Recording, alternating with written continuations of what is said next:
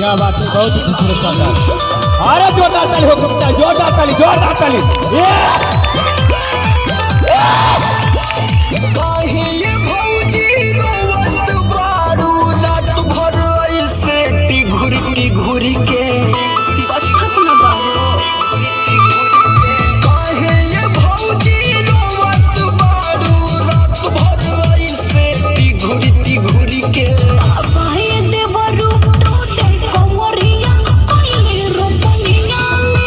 अरे कैसे कैसे बता